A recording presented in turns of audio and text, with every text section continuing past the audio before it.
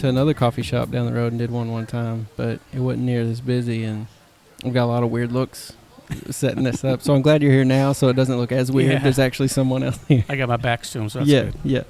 But first off, I'll just go ahead and say this is Big City Coffee, downtown Madisonville. I just want to thank them for letting me do this. They told me, they were like, yeah, it probably won't be that busy. Everything will be fine. About 10 minutes ago, there was all kinds of people in here. I was like, we may have to go somewhere else. But it all worked out. But my guest, this is Larry Garrity. What's your title now? What do you? Administrative consultant with the Kentucky Department of Education. Okay. And I was just thinking a while ago, 15 years ago would have been around the time that I met you, and you were, was it a drafting class or a CAD class that you taught there? Computer-aided drafting instructor, a class, yes. Yeah. So I took that my sophomore year of high school. I was thinking back, it'd been a little while. Yeah, it'd been a little while.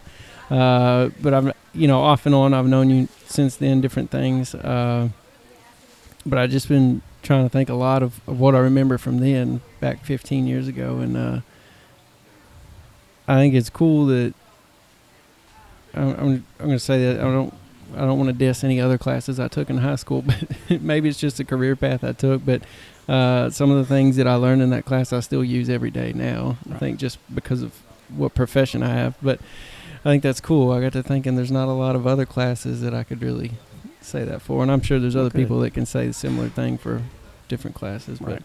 But I just thought that was neat. But I wanted to, I got to Googling the other day. I knew you got a new job title, and I was trying to find your new email, and somehow I found your LinkedIn account. Yes. And so I started creeping on it. No problem. Yeah. And I found your, I guess, like your resume or the timeline of your career on there. And I never knew it, but you're originally from Los Angeles. Yes. Is that correct? I grew up there. Yeah. So I guess we can jump to that in a minute why you moved, but let's start back, like, growing up. Like, were you, because I look at some of your resume, you did, like, some drafting type work, and then now you did your master's and you're a teacher. When you were younger, what did you really want to pursue? From a child, I wasn't really sure. Yeah. When I got to high school, actually middle school, I took my first drafting class and was interested. And then came on to high school and just really fell in love with architectural drafting. Yeah. And my teacher just made a huge impact in my life. Yeah. Because just to be truthful, I wasn't really interested in English and math, and I was doing those things because I had to. Yeah. But I fell in love with architectural drafting and got involved in competitions, and my teacher really pushed me, and he was just very inspirational, inspired me to go the extra mile. Yeah. So what type of competitions would, like, within your school or outside of the school, there was some local American Institute of Architects would sponsor competitions for high school students, and you would come up with a project, and then you basically would create the working drawings for that, and they would judge those drawings based on the quality and the design and the layout and things like that.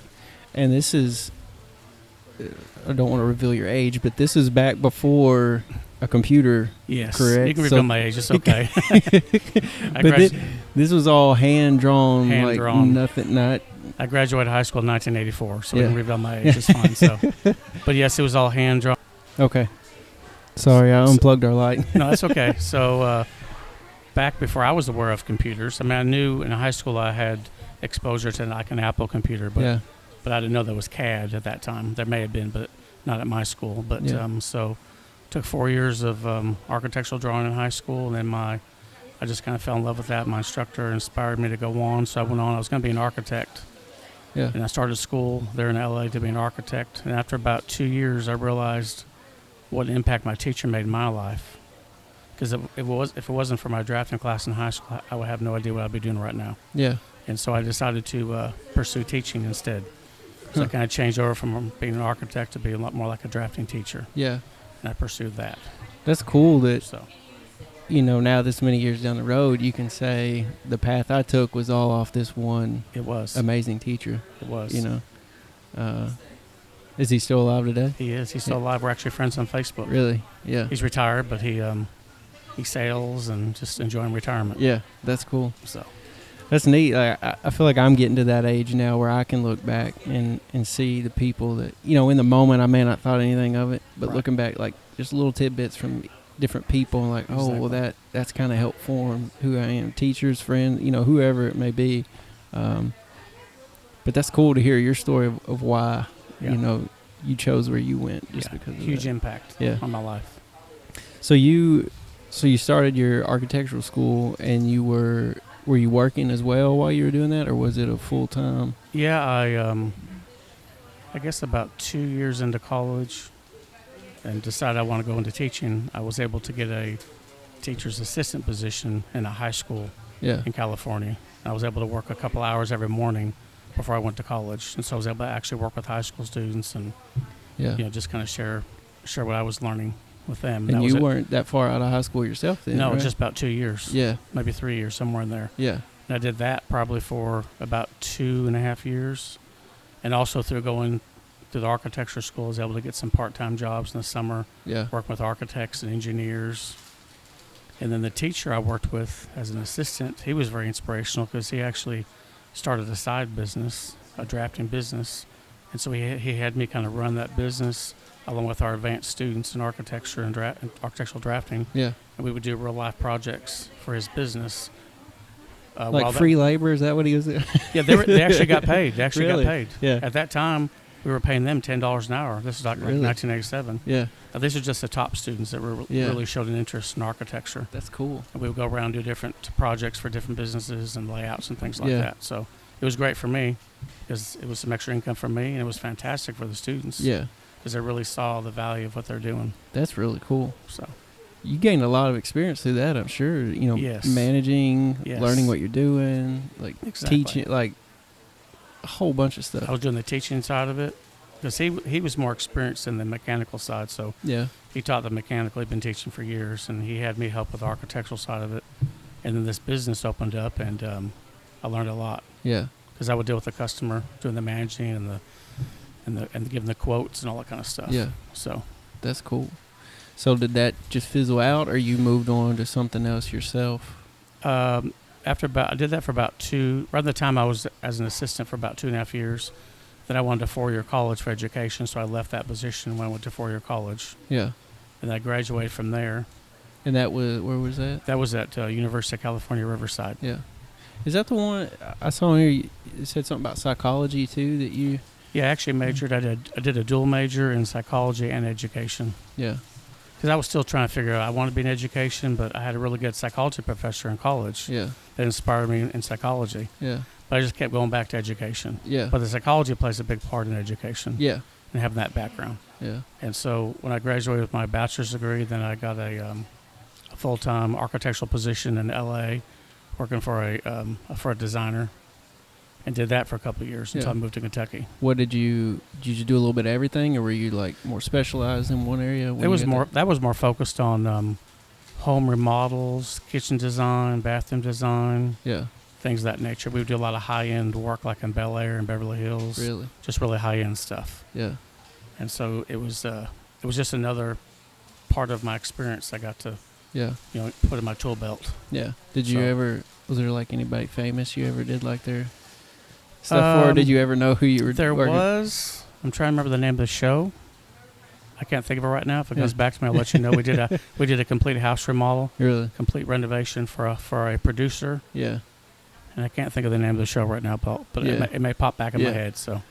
Yeah, because I would think out there you would, like you said, it was already high end, but I would think you'd run into, Exactly. So I guess that added another aspect of your work better be really good, or you probably wouldn't hang around that firm very long. I learned a lot. Yeah, they don't want somebody that's just going to halfway do their job. Exactly. I wouldn't think. Yeah, especially with the high end side of it. Yeah.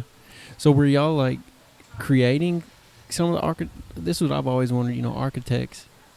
It's not like you're just given. This is exactly what we want. Was there like a creative aspect of it as well that was up to you when they said, hey, we want this room, we kind of want it to look like this, but we're leaving the rest up to you? Does that make sense? Yeah, most of it was my employer. He did most of the design part of it. Yeah. But I had some input, though. Yeah. Because once you get into the details of something, sometimes a certain design doesn't work. Yeah. You have to make modifications. So I did more of the details, the working drawings, and going out to the actual property and taking the measurements and things like that. Yeah. So I would have input that way. I didn't have the full Yeah. design from the beginning, but I would have some influence in the process. Yeah. Because I've thought about it a lot. It's weird when you think about it. You think of like a creative person. A lot of times you think of like a painting or something, and it's just like really free and whatever you feel. Right. But then like being creative, yet like the architectural side of it, like yes, you can be free to a certain extent, but then there's limitations of what you can physically do, like you were saying. Yeah. And just that brain that works that way and incorporates the both. Right. It just seems really intriguing to me. Yeah, because you got the whole technical side, you got the design side, Yeah. you got the engineering side. Is it really going to hold together? Yeah. So. Yeah. This is random, but I was painting our dining room the other day, and I got to thinking, in these huge buildings, high rises, whatever. And this may sound really silly, but when they're building like the structure of it, they have to factor in all the load and everything that's going to be in there. And I was like, I wonder if they factor in like paint on walls, because like a 5-gallon bucket is heavy, and you think about how far paint goes. Sometimes not very far, and you're painting, and there's just a lot of weight that maybe especially in a larger building, they may have to factor that. Yeah, but I was just thinking, there's so many little things that you would have to factor, and that was my least favorite class. Was the engineering classes in architectural school. So was it factoring all that? Is that what it? It was just learn all the formulas and referring back to the different engineering reference books, and that was my least favorite. I like more of the drawing, the creativity. Yeah. So you do this job for a couple years, and then did you move to a different company there in LA, or? After I got my bachelor's degree, I worked for this gentleman in LA doing that design work, and then from there I moved to Kentucky and started working with a gentleman here in Madisonville. We did a lot of church designs, home designs, business remodels, things like that. So that's a big move. Big move. Yeah. What was the reason behind that? It wasn't for the job. Yeah, that's what I was thinking. It wasn't for the job. Designing stuff from Bel Air to come when here. I was in college, I had a child. I wasn't married. Out of wedlock, wasn't married to his mom. Yeah. And she moved to Kentucky when she met a young man from Madisonville when she was in L.A. after we had separated. Yeah. And so she married him. They moved to Madisonville, Kentucky. Yeah. I had never even thought about Kentucky. Yeah. It wasn't on my radar. I was in L.A. Everything's in L.A. Yeah. You don't need anything else because everything's there. The beach and the mountains and everything. So I was like, man, I'm never going to see my child. Yeah. So within 2 years, I got my finances together and researched graduate schools because I still wanted to pursue teaching. And so chose Murray State University. And then after I got my finances together, I left on a Monday morning and drove all the way and arrived in Murray on a Friday night. So you packed everything in your car and in my truck. Yeah. In the back of my truck and my back seat, and left on Monday morning, arrived in Murray on Friday evening. and then the next day I checked into family. I qualified for family housing because I was going to have joint custody of my son. Yeah. So I moved into family housing that very next day on the Murray campus. Wow. That was 1993. That's crazy. So I know when I started looking, I guess you never brought it up at school. I don't know if you ever did, but I never knew you were from there. And then I was like, why in the world would he, Yeah. But yeah, that makes sense. That's a great reason to move. Yeah. And my son will be 31 tomorrow. Really? So that's awesome. Yeah. So I think it's awesome too to hear that and say, okay, well, this happened, and you say, no, I'm going to be a dad. I'm going to step up. I'm going to move, but also not to be like, and I'm going to put all this other on hold. Right. Or vice versa. Say, no, I'm going to pursue all my career and put being a dad on hold. No, I couldn't do that. Yeah. But you know what I mean? You hear it so many times that Right. it's normally one or the other. But Right. That's awesome to hear that you chose, no, I'm going to go make both of these work. Yeah. It was the best decision of my life. Yeah. That's awesome. I've lived there for 26 years, and I lived here for 26 years. Really? Yeah. Huh. So you, other than your son now, you had nobody here that you knew? Or nobody. Yeah. Not a soul. I guess it was good that you were going to school then there. I guess you met people there. Yes. And, yeah. And so you lived at Murray. I only lived there for about 2 months. I couldn't find a job in Murray. Yeah. And what happened was I moved in I came up Friday night, arrived Saturday, I moved in, started class on Monday. It was a summer class. And the first person I met in class knew my son from Madisonville. She had been picking him up, her and her son had been picking him up on a church bus Yeah. and taking them to church at their church in Madisonville, which is just like, wow. Wow. Like out of everybody. It wasn't a mistake. Yeah. So, yeah. That's awesome. So, and I lived there for about 2 months, could not find a job. And I finally decided I'll just try to move to Madisonville. So I called around some different places. And the first place I called in Madisonville for an architectural job, the guy said, "Hey, can you start on Monday?" Yeah. So I immediately moved that weekend and started on Monday. Yeah. In that job. So what was the company? Worked for an individual. His name was Herbert Campbell. Yeah. And did architectural drafting. Yeah. For him. And you worked for him for? I worked for him for about 2.5 years. Yeah. In that process, I was pursuing my graduate degree in education, and then doing some subbing, teaching some evening classes. Yeah. At technical schools. Yeah. Just to kind of work my way into education. Yeah. I think it's cool through all this sitting talking to you, and I've seen it on paper, but now you're painting an even better picture of it, is that, you weren't like, oh, I got to get my education. It wasn't just like a linear, like, education experience, promote. You were like, no, I'm going to try to do as much as I can. Right. I worked them all one time. Yeah. Yeah. That's awesome. So went to school part-time and worked. Yeah.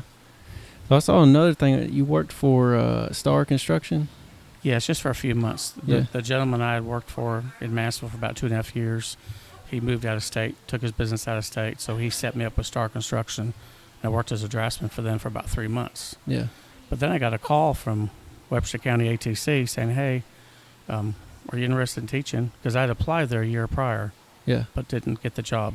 But they kept my resume on file. Yeah. So he called me and says, "Hey, can you are you still interested in teaching?" I said, "Yes, definitely." Yeah. And so he said, "Well, can you come meet me?" And I met him, and he hired me, and I started the next week. He hired you on the spot? On the spot. Over the phone. Actually, over the phone almost. Yeah. But he still wanted me to come meet him, the principal there at that time. Yeah. Then I started a week later, teaching drafting there at the tech school, which was my dream to do that. Yeah. Well, let me back up real quick. Star Construction, so like Jake Reddick, Todd Reddick. Yes. Yeah, that's my in-laws. Oh, okay, yeah. Jake was basically my first line supervisor. Yeah. So my wife, Kayla Reddick, was her name. So Todd Reddick is her dad. Right. Yeah. I saw that and I was like, I wonder if this is the same. I worked for Jake and his dad too. Yeah. I mean Todd. Todd. Yeah. So you get the job at the school, and like, how excited were you? Like, I would just imagine moving across the country, doing everything you did. I would think in my mind, be like, well, I don't know if this is actually going to work out. Like, I was scared. Yeah. And then to get that call, like, were you pumped? Were you excited? I was excited. Yeah. That initial excitement. Then when you get in the classroom, that's a whole different story. Yeah. You got to learn how to manage the classroom and things like that. Yeah. So. But it's cool to look back at your experience and, like, you've already had, like, little pieces of that puzzle, and now you're like, okay, now I'm here. I can figure out how all this fits together. Right. And that's really cool. Probably the biggest thing happened to me is when I moved here. I was not raised in church, and when I moved here, within 3 or 4 months, I got saved. Really? And that just transformed my life from then on. Met my wife. Yeah. Got married. So did you start going to church because your son and then we're already going, or what? No, I came when I first moved here. I lived in Murray for 2 months. I moved to Massville to get the job. Yeah. And then within a couple weeks of being in Massville, I was invited to go to church. Yeah. And I went. Yeah. And then just from there, just transformed my life. Yeah. That's awesome. Yeah. Do you ever sit back and just wonder, like, what if I never left Bella, I have no idea what would happen. Yeah. Just not with a, like, oh, I wish I was there, but just, like, almost like a thankfulness, like. Yeah. How 26 years later, I'm still thankful. Yeah. Almost every day. Yeah. Because my life, I was working, trying to get a career, but it was killing me that my son was 2,000 miles away. Yeah. In my life, I think I would have been miserable. Yeah. If I would not have made that decision. Yeah. Because you can put your career number one, but eventually you're not going to be fulfilled by your career. If your family's struggling, if you're not taking care of your family, I don't care what you do, you're not going to be fulfilled. Yeah. That's what, man, we could go down a big rabbit hole here. But that's what, I'm 32, and that's what I found out. I've been very blessed, and I'm in a great position, but some of the things that when I was 18 and thought, oh, when I have a job like this or like this, that'll be it. Like, it's like that fulfillment. Like at that age, I thought this and this equaled fulfillment. And now, I've checked a lot of those things off of my list, and I'm like, I'm no more fulfilled now. Than, it's just drives home a big point that it's more than a career. It's more than a dollar amount that I make that brings me fulfillment. And it's family and figuring out what I was created for. What are the things that I'm passionate about, and how can I be used to do those. And it's cool to hear you say that too. That that's what I've learned. You can't. There's a lot more to it. And especially putting family number one. That's really awesome that you learned that. So you start teaching, and do you remember any of the kids from your first class that you had? You don't have to say their names, but I don't know if you remember that first year. I remember some faces. Yeah. And I came into a situation where they originally wanted to hire an electricity teacher. Yeah. And they couldn't find one. They've been looking for like 6 months, whatever. And finally school started in the fall, and the kids were signed up for electricity, still didn't have a teacher. They were sitting in the gym for like 6 weeks for that class with no teacher. So like, we got to do something. And then the principal discovered, hey, I got this guy's resume on file. He can teach drafting. And they're like, go for it. Yeah. So they called me, and so they went from electricity to drafting. Were they disappointed? Yeah. Maybe the beginning. I think they were just excited to get the kids out of the gym into a classroom. Yeah. And so those kids didn't want drafting. Yeah, that's what I was getting at. Did they really want? At that time, we were on the 4-block schedule. And so I had no students first block, no students second block. But I had like 30 kids third block. Yeah. And maybe like 25 fourth block. Yeah. So a whole lot of kids to be in a drafting class. And they didn't necessarily want to be there. And we were in a shop area with no air conditioning. I had no tools or equipment or anything. And you got to, did you have to make your own curriculum, or did they present you? The curriculum was very minor. It was basically a list of standards. Yeah. But no resources, no ideas. So I had to pull on all of my resources from going to architecture school and from going to graduate school and the things I did in industry, and try to convince these students that this is a viable career and it could be fun. Yeah. And a lot of them didn't respond for a while. So I would bang my head against the wall. It's like, man, a lot of times for new teachers, classroom management is one of the biggest issues. Yeah. And I struggle with classroom management. Yeah. A lot of times classroom management boils down to relationship with students, and they have to see value in what you're providing and things like that. So it took me a little while to get that down pat to reach them. They just don't want someone standing up there telling them what they're going to do and what they're not going to do. If you think back to high school, I mean, you're in a class you don't want to be in. We're in an unair-conditioned shop area. Yeah. And like, what am I doing here? Yeah, and you're trying to make them draw straight lines. And we're trying to teach them how to draw technical drawing. Where you have to be precise. Yeah. So I remember that about your class a lot. And I wondered this, if it was just from your experience or maybe who you were always, but you're very strict on this is going to look good. We don't want. And do you think some of that comes from? I'm just putting it together now. Maybe when you worked in Beverly Hills and it had to be good. It had to. Yeah. I think it came from my high school teacher. He was that way. He was the same way. My architecture professor, he was, spot on. Yeah. You get it right the first time, or you're going to do it again. Yeah. And then being in industry, if you make a mistake, and those plans go out, and they build something wrong, they're going to come back to on you. Who documented that in the plans. So it's got to be accurate. Yeah. Otherwise, it costs the customer money or it costs the contractor money, and they're going to come back to you. Yeah. To the architect or the draftsman. Yeah. So. I even remembered it on some drawings I would do, and I would mess up, and I would erase something. In your opinion, there was a right and wrong way to erase things. There was. There is actually. You would check out it didn't erase good enough. Use that erasing shield. Yeah. Get those corners just right. Yeah. Yeah. And I even do it now when I'm doing some woodworking and stuff. I'll measure out what I need. If it's 12 and a half inches, I'll put a dot. And I'll put my pencil on it, and I'll bring my straight edge up to it, and I remember that from your class. That's the way to do it. Yeah. Instead of trying to, there's just so many little things that you don't really think about, but they're so simple, and it makes everything so much more precise. Keeps them square. Yes. And like they're supposed to be. Yeah. So, once again, there's stuff that's stuck with me. So, looks good. So you teach 10 years? 11 years. 11 years? 96 to 2007. And then let me back up. Was Mr. Sisk, is he who hired you there? No, Mr. Turner was the principal at that time. He hired me. Okay. And then Sisk was the principal there, I think, when I was Turner there. left, and then Sisk became principal. Yeah.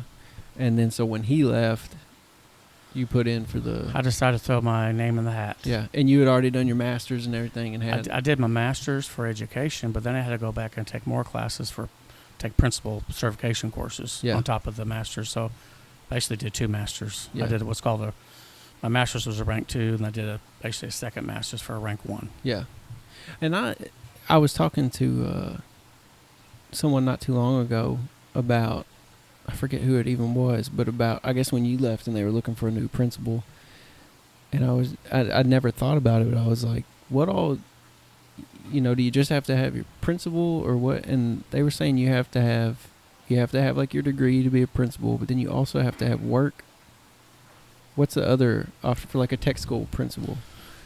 Well, for a tech school principal, it's similar to a regular high school principal, but you have to, at the very least, you have to have the degree with all the principal courses taken care of. And then you can qualify to interview for the job. Yeah. And then after that, if you're selected, you have to take the national exam. There's a national certification exam. There's a state exam. Yeah. That you have to pass. But also you have to have so many years of teaching experience. I can't remember if that's 4 or 5, somewhere in there. Yeah. You have to have so many years of teaching experience to qualify to be a principal. Okay. Maybe in my mind, I thought they had to have like some real world, like within a trade industry, like job. Maybe I misunderstood it. But okay. So at one time, they had a rule, I guess you say, where you had to be a technical teacher before you could be a technical principal. That's not the case anymore. Yeah. As long as a person has their principal certification and they pass the test and everything, then they can apply for a technical school job. Yeah. Okay. Yeah, I was wondering how that worked, if it was the same as, like a normal principal. But so then you get the principal job, and then that... I was surprised. Really? I got it. Why were you surprised? Oh, I don't know. I just never been a principal before, and I didn't know how many people were going to apply, and are they even really going to consider me, Yeah. Because I always want to do a good job, but I'm always second-guessing to make sure, so I wasn't sure. Yeah. But they did. Yeah. So did you, when you got in there and you started doing it, did you feel more confident then and like, okay, yeah, I felt a little confident, but I think the first day walking into that office is like, oh, my Lord, what am I doing? Yeah. Did you want to walk right back down the hall to what am I doing here? I'm walking to this principal's office, and everybody's going to start coming to me. Yeah. And so it was an adjustment, but I adjusted. But there's just so much more as opposed to managing a classroom to managing a school. Yeah. There's just so many factors. A lot more on your shoulders, yeah. Yeah. So in that, and this is one thing I've always wondered with the tech schools, and I guess we can shift more into some of this here in a minute, but what's the mindset of the tech schools? Is it just, okay, here's some very broad curriculum that we want, some standards that we want kids to know? Or is it, we want to expose them to things to help them figure out what they want to be? We want to bring people in, and, I know you do that. Sometimes people would come in and talk to them. And I asked one time, and you were the principal there, and I got to come in. And just curious as to how all that works. What is the... I don't know if I'm asking the question very well, but like just a normal high school classroom, they want to prepare them for the testing, That's one objective of the school year. Right. But in the tech school, what was like the primary objective of the classes? Was it... In the 12 years I was there, there was a shift from 2007, and then around, I can't remember the exact year, 2012, somewhere there's some legislation. So we shifted more to preparing students to directly go in the workforce, to earn a recognized industry credential, and then go straight into workforce, or to also prepare them to go on to post-secondary education, whether that be 2-year college, a technical school, military, different options like that. So now we kind of push. We want every student, if possible, to earn an industry certification that's recognized. Yeah. At the same time, we want them to earn dual credit towards that pathway in college. Yeah. Because the statistics show if a student goes on to college, they can make more money. Yeah. If they get some college under their belt, whether that's just one certificate or it's a diploma or Yeah. it's a associate's degree Yeah. or a 4-year degree. The more education you get, the more money statistics just show, the more money you can make. Yeah. And I think that was a big misconception when I was in school. They say that, and you automatically think, oh, well, they're talking 4-year school, you know. Yeah. And that's not, you just said it, you know, like, even if it's just a few certificates or a Exactly. 2-year, you're still, you know, and I wish I would have known that more. And that's why I wanted to come and ask you if I could talk to Right. some of the kids, you know, because a lot of times it's, you got to go to 4-year, you got to go to 4-year. And there's nothing against that. But some people aren't cut out for that, you know, and their skill set or what they're Exactly. interested in. And I was that. And I remember it's like the end of my senior year of high school, and everybody's like, oh, I'm going to do this, I'm doing this. And they're like, Ben, what are you doing? And I was like, I'll just figure it out after I graduate. I don't know. Right. You know, I was very torn because I knew what all my friends were doing, but I knew what interested me, and it did not line up with where everyone was going. And thankfully, I have amazing parents, and my dad told me, he said, you know, if you want to go to a 4-year school, we'll go look at them. We'll find what's best for you. But first, his stipulation was, I want to go to 2 or 3 like tech schools, and you look at those first. That's a good idea. And if that's not what you feel, that's fine. And then we'll go look at the 4-year schools. So I went to, I think I went ahead and started like my basic stuff at MCC because I had some keys money and stuff. Right. But then we went and toured Nashville Auto Diesel College, looked around there. It was really cool. It's a good school. Really neat stuff, but just didn't really feel like that was the right fit. And then we went and toured Ivy Tech Community College in Evansville. And it's a community college like MCC, but Exactly. they're very, They have a lot of technical options. very big in technical stuff, yeah. So that's where I went, ended up going, fell in love. You know, they just had welding, pneumatics, hydraulics, print reading, PLCs, electrical, like everything. And at that point I was like, I feel more inclined to do like some type of mechanical stuff, Right. be a mechanic in a factory or something. So Yeah. that's where I ended up going. And I'm always thankful for my dad stopping me and saying, you know, I'm not telling you no, don't do this, but you know, he knew, he could see what I was talented in, and he said, let's go look at this. And they made a big imprint on my mind. And my kids are young now, but even now I try to like see the things that they're good at, and you know, not make them do it, but like, hey, I'm out here building some furniture or something. Do you want to help sand it? You know, do you want to pull the tape measure out? That's and great. just to help bring those things out, I guess, if that makes sense. And, Yeah. and I hope I always see it with them and don't, you know, just what they're interested in and try to direct them in that. But Well, a lot of students are pushed maybe to go to 4-year college, but why are you going to 4-year college? yeah, Is there going to be a good career at the end of that? yeah, And then how much debt are you going to rack up? yeah, And because a lot of them, the statistics show that most students who go to 4-year college don't finish. They come out with a lot of debt, yeah, and they come out making less money than somebody who has a 2-year technical degree yeah, in a specific area. yeah. So you got to be careful and really do your research and why am I going to go to 4-year college? I think that's a big thing, is to define your why. You know, Exactly.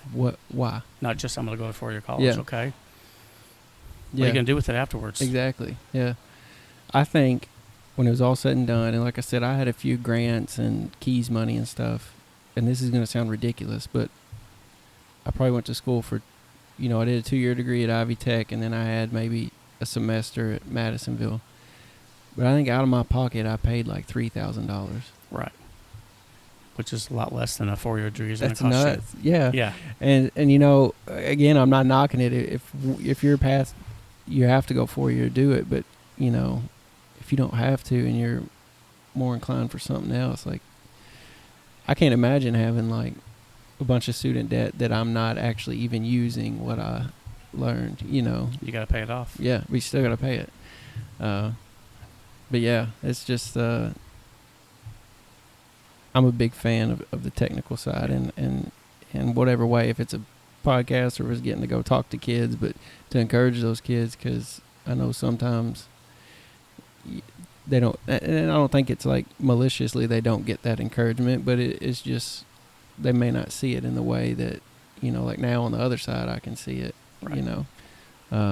Well, another thing too that Kentucky's really pushing right now is apprenticeships. Yeah. There's more and more businesses that are bringing back that model of apprenticeship. Yeah. And we're pushing, in KD, we're pushing the pre-apprenticeship model where we get in while they're in high school, partner with the business and start a pre-apprenticeship. Yeah. So when they leave high school, they already have some hours towards their apprenticeship, and they can continue that on. And So you're earning college credits while you're working. Yeah. So it's like you're working and you're learning at the same time. Yeah.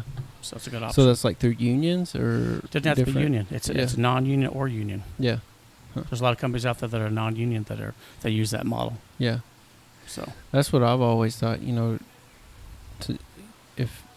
I like the path that I took, but if I could do it again, I'd do maybe get an apprenticeship and go to school at night, and exactly. So because I see it all the time. Like when I got out, take my experience for example. When I got out of Ivy Tech, I worked at little different jobs while I was in school, but none of them pertained to what I was going to school for. Right. When I get out of school, I started applying everywhere, for all these maintenance mechanics. And well, you don't have any experience. You don't have any experience. You don't have, and I'm like, how am I going to get experience? I did what I was told. I went to school, got my degree, and now, there's this thing that no one told me about that, you need experience. Luckily, I knew a guy. He was a maintenance manager, and he got me in, and I got experience under my belt. But that is so beneficial to be able to get both, the education and the experience. And I think that's awesome that starting at a high school level, you're promoting that. That's really cool. And you're talking too about like certificates and stuff they can get in high school. So like, for example, welding, like they could become a certified welder in high school. Machine tool, welding, electricity. I mean, you can go to, if you want to be a nurse, you can start off with a CNA certificate. Really? And then work as a CNA. If you need to work as a CNA, make a decent wage while you're going to nursing school. Yeah. There's different careers that have those steps that build up into those higher degrees. Yeah. So I have a bunch of stuff here that I was reading earlier about how these type of skilled jobs are in high demand. Yes, they are. The baby boomers are retiring, and, like take electricians, for example. Exactly. I read a thing the other day, in like the next 5 years, it's like 40% of the workforce. It may be more than that. I forget the number, but a large chunk of them are going to be gone. In some areas, the average age is around in the 50s. Yeah. They're going to leave eventually, and they're going to have this huge brain drain. Yeah. We're going to lose all our knowledge. Yeah. So we got to get young people in there to learn from these older guys. Yeah. To make that transition. And, you think of that side, but I take it to another level in my mind. If you're interested in a trade industry and you have like this entrepreneur type thing as well, you can get some experience and make your own business and, and be leaps and bounds ahead and not much debt as well, as far as education. And I just see a lot of opportunity, and, I work in the trades industry to some degree now, and, there's all kind of opportunity out there. Right now, sky's the limit. If you're willing to work, if you're willing to show up for class, show up for work every day, pass a drug test, listen to your boss, sky's the limit. Yeah. I work in the pipeline industry, and we'll be doing a project and getting new pipe in, putting new pipe in the ground, laying a new pipeline, and these welders will come in, and they don't, normally they're kind of like an independent contractor, but then the big contractor over their job, they've worked for them before, so they don't actually work for this company, but this company uses them because they know they're good workers. Right. And a lot of them just got their welding degree in high school, or maybe a 2-year school, or maybe didn't even finish a 2-year school, and now they're out here. They're getting to travel the world or the U.S. A lot of them just have a welding truck and a camper, and they're making easy six figures, and if some of that lines up with what you want to do, like you said, the sky's the limit. It really is. And then they go on to be a welding inspector, and they're even more money. Inspecting, and you could double, triple you can that. inspect anywhere in the United States. Yeah, and it's just neat. The older I've gotten, and thankful for the path that I've chose, but I see a lot more of this. And I'm like, man, like maybe people do know, but I'm like, I got to tell people about this. You know, there's so many options and so many different paths to take. I think some people don't know, but some do. But just gotta get the word out there. Yeah. So what? We got all this, and this I haven't even really looked at this. That's okay. We're good. So what? I mean, you talked about legislation that was passed back a few years ago towards. It was this where I was reading some articles where the government kind of saw what was going on, and they wanted to help push. Yeah, college and career readiness, basically. Yeah. Getting students more preparation for college, more preparation for careers. Yeah. And also crossing those two also through dual credit and things like that. Yeah. So it was good that you have backing because, I mean, when you were like the years before all that, you know, let's go back 15 years ago when I was in your class, there wasn't that much awareness or priority. Or some people didn't see how important it was, maybe. Yeah. But now it's coming to a crux. Yeah. Because our economy needs it. Yeah. We have people out of work. We need more taxpayers. Yeah. We need people in good jobs making good money. Yeah. So I think that's cool. So what are your job now, you're going around, you said 17 different tech schools? 17 different technology centers. Yeah. Yeah. And do they all vary in the programs that they offer? Or is it all fairly the same? Or? They vary. Yeah. Like I go as far west as Fulton County, which is almost at the river. Yeah. You know, and I go as far east as Shelby County, Marion County, over that way. Yeah. But they all vary. They kind of, tailor their programs to the area that they're in, the region they're in. So is there like any, when I was in tech school, there's like machining, welding, the drafting, the CNA or what, I don't know what it was actually called, health sciences. There may have been wood manufacturing I think there was a wood class. But in your other ones, are there like a construction class or industrial maintenance? Several have automotive. Several have carpentry. Yeah. Electricity, electrical construction type work. Industrial maintenance is becoming more and more of a need. Yeah. So even at Webster County, last year we can kind of convert our welding program over to industrial maintenance. I gotcha. Because there's such a need. Yeah. Now there's a need for welders also. So we're kind of doing a combination of welding and industrial maintenance at Webster. And there's some other schools doing that similar type thing. Yeah. Because there's such a need in both those areas. Yeah. We have a couple of schools that have plumbing programs. Yeah. There's a brand new plumbing program at Caldwell County. There's just a need for all the trades. There's a need. Yeah. And I think sometimes like these. Well, I'll ask you your opinion. What in your years have you seen? Is it kind of like highs and lows as far as like the students interested in technical classes, or has it risen, or has it fallen off? I think more recently it's kind of risen because there's a push from our governor. There's a push from our commissioner. Yeah. There's a push from the Kentucky Board of Education. Chamber of Commerce is on board saying, hey, businesses are on board. Yeah. Our manufacturing companies are struggling for good employees. Our construction companies. Yeah. I mean, they can't find enough nurses no matter what hospital you go to. They can't find enough nurses. Yeah. They can't find enough CNAs, phlebotomists, EKG technicians. Yeah. So just about any industry you go to, there's such a need, and everybody's kind of pushing for that. And so I think students and parents are seeing more of that. See that and go, yeah. Because there's a push for it. There's more scholarships being offered. Yeah. There's dual credit scholarships being offered at the high school level for career and tech ed classes, and now there's scholarships at the college level through KCTCS and KIA for people that want to go into a technical field. There's scholarships for that. Yeah, that's awesome. So altogether, it's been a big push the past couple of years. Well, it's good. So. It's good to hear that there is more students interested in it and taking advantage of what is out there. So what are some of the challenges you think the technical schools face, if any? I mean, is there, we're sitting here talking about, it seems to be going in the right direction as far as, student involvement and scholarships and the different programs that are available. Right. Continuing to work on partnerships between the technical schools and industry, continue to work on those partnerships to try to develop more apprenticeship opportunities, continue to work in there. Funding has been an issue for a long time. Yeah. There's never ever quite enough funds. Yeah. That's what I was going to ask, if that, if it increase, when legislation, all these new things are happening, if y'all got more money and they saw that, or if it's still... As a principal, I had to reach outside the school and partner with economic development, fiscal court, community college, apply for grants, work with the local school board.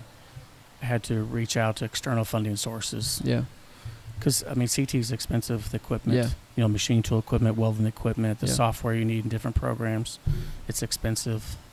And we get some federal money and we get some state money, but just can't cover it all. Yeah.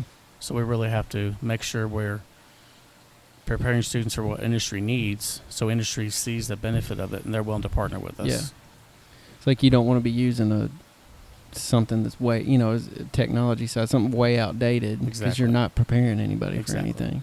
We can't just be an island to ourselves. We got to make sure we meet the needs of industry. Yeah. Because that's what we're training people for, is to go to work or to college. Exactly. So. Yeah.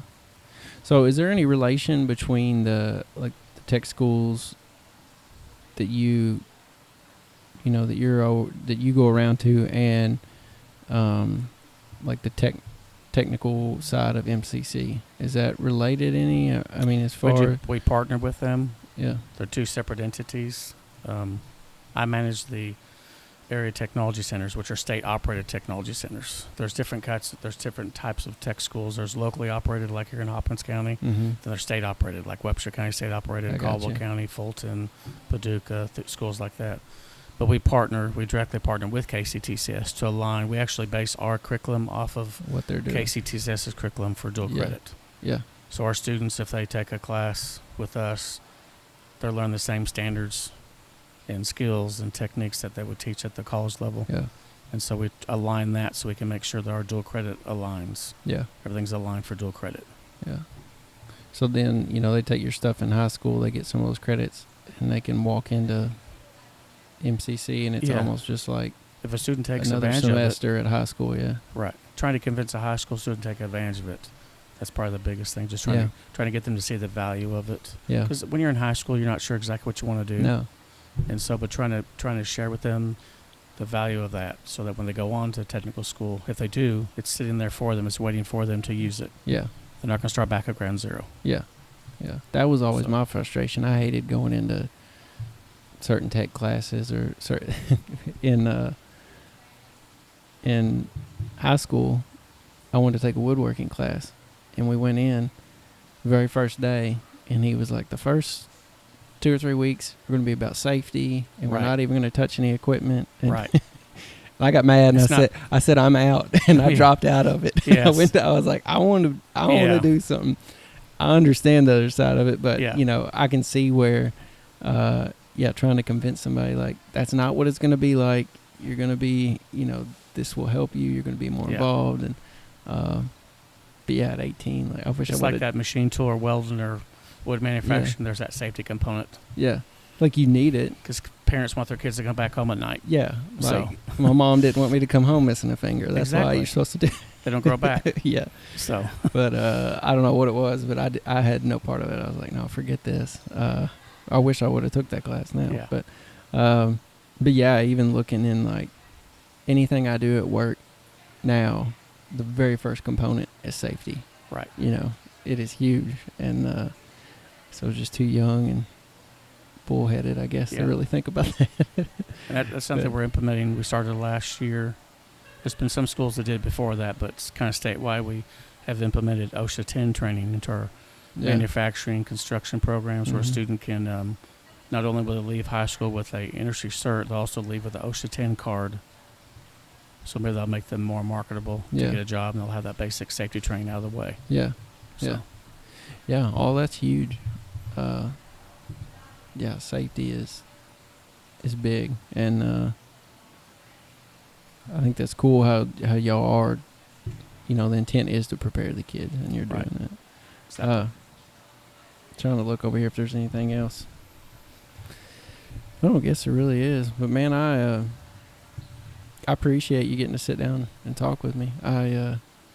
Sometimes I think I do these more for a selfish reason, like it's just people I want to talk to and know more about. That's okay. And from the very beginning to the end, like I feel like I know you a little bit more now, and I've always respected you and thought of you in high regard, but even more Thank now, you. hearing your story and you know where you came from and your reasons why and where you're at, and I think it's awesome, and I'm excited for you and in this new role that you have, and happy It's for been you, interesting man. so far. Yeah. All right. Well, I appreciate it, man, and I'll get this out for everybody else to see. Thank you for having me.